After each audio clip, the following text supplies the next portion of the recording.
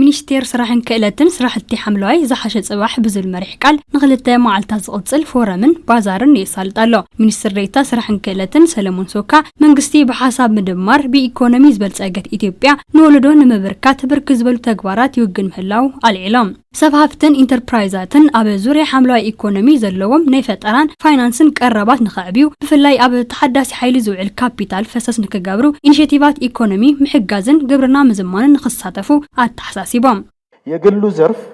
የአረንጓዴ እድገት ሞተርና የመደመር ተዋናይ ነው። عودو الكن عبيت حملواي إيكونومي قندن تواسعي مدمارنيوم سرحتي حملواي تخكلنيا عمامات مخانم بمرقاز خونتات نابرا بمحياش عدل سرح خمس فترو نعم من عودو الكفتار كابيتالن رسحات ناب تريت زقير يوم نبرت أيرك زسمامع موديلات زسفحفحن مناسياتنا نابروه صباح زسقاقر يوم زسفحفاونا ወጣቶቻችንን ወደ ብሩህ ነገ የሚያሸጋግረው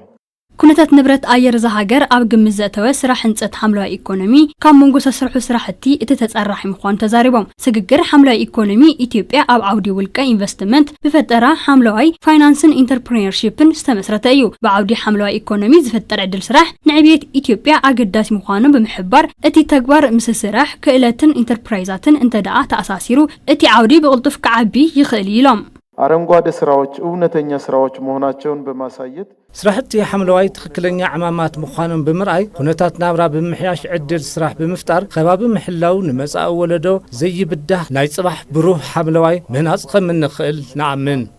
እንደምንችል እናምናለን። ኣብ ኢትዮጵያ ኤምባሲ ስዊድን ላዕለዋይ ሓላፊት ስራሕቲ ፕሮግራም ኒኮላ ኤሪክሰን ፈጠራ ዕድል ስራሕ ሓምለዋይ ኢትዮጵያ ኣብቲ ዓውዲ ዝጀመርቶ ስግግር ንምሕጋዝን ዘይብዳህ ኢኮኖሚ ንምህናጽ ዕዙዝ እጃም ኣሎ ኢለን ቀረብ ተሓዳሲ ሓይልን ትራንስፖርትን ንከያ ብኽለት ኣየርን ኣተላልያ ጉሓፍን ኣብ ዓውዲ ሓምለዋይ ኢኮኖሚ ኣብ ምዕባይ ዝርከቡ ኣማራጽታት ምዃኖም እተን ሓላፊት ኣመላኺተን